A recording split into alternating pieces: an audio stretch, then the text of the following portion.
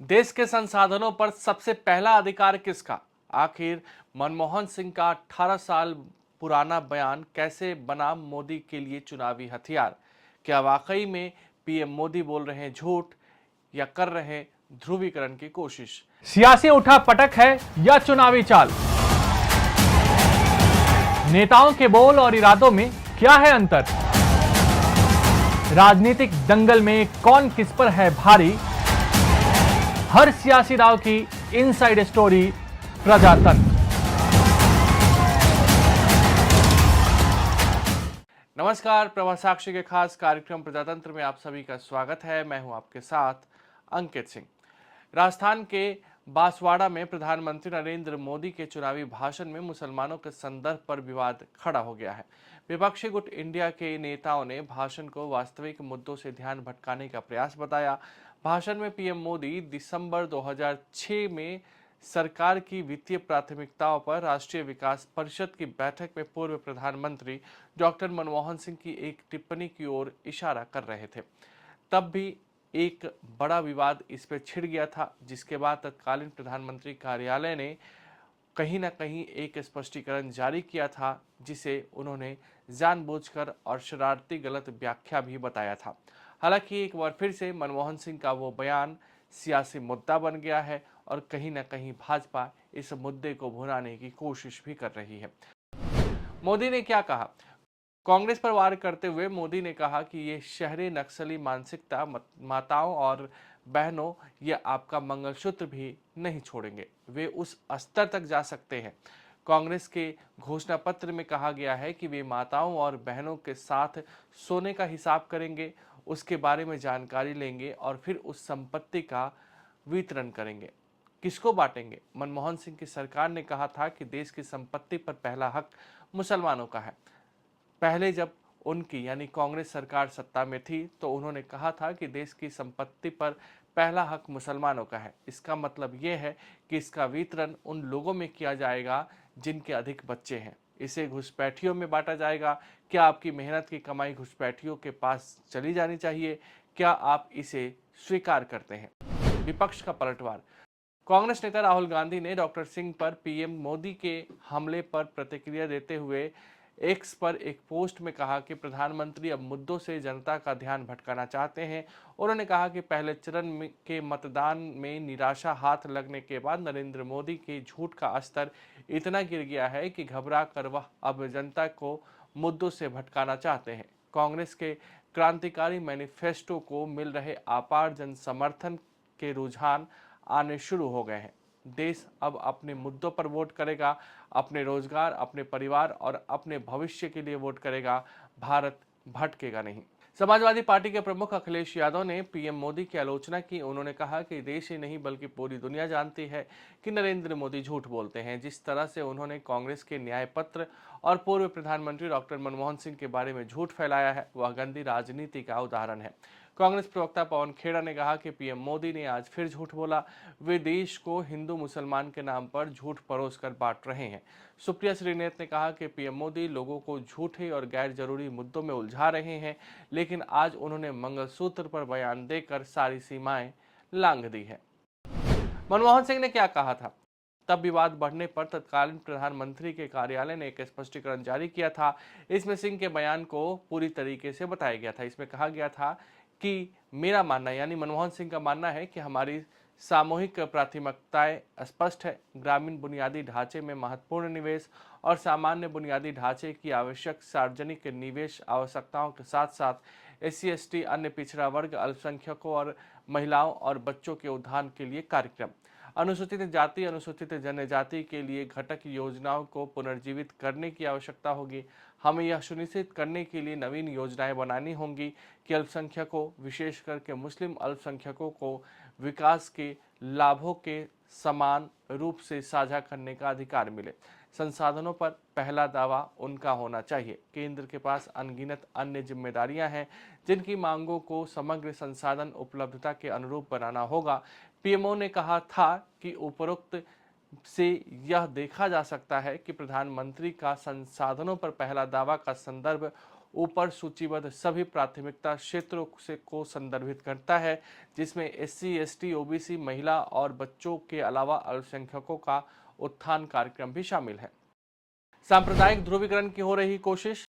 चुनावी मौसम में ध्रुवीकरण और तुष्टीकरण का जिक्र खूब होता है। मोदी के इस बयान के बाद माहौल कुछ ऐसा ही सेट होता दिखाई दे रहा है। एक और जहां पीएम मोदी के इस बयान के बाद भाजपा ने साफ कर दिया है कि वह कहीं ना कहीं हिंदू वोटों को लामबंद करने की कोशिश कर रही है, तो दूसरी ओर कांग्रेस और विपक्ष के पास ध्रुवीकरण की कोशिश करने का आरोप लगाने के अलावा कोई और बड़ा मसला बचा नहीं, इसलिए वो बार बार मोदी पर भ्रम फैलाने का आरोप लगा रहे हैं।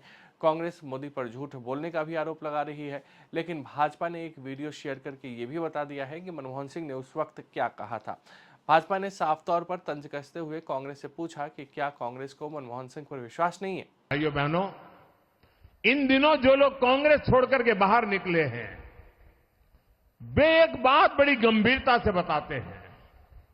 वो सारे लोग कह रहे हैं कि कांग्रेस अब कांग्रेस नहीं रही है, अब कांग्रेस अर्बन नक्सलों के कब्जे में चली गई है, कांग्रेस अब वामपंथियों के चंगुल में फंसी हुई है।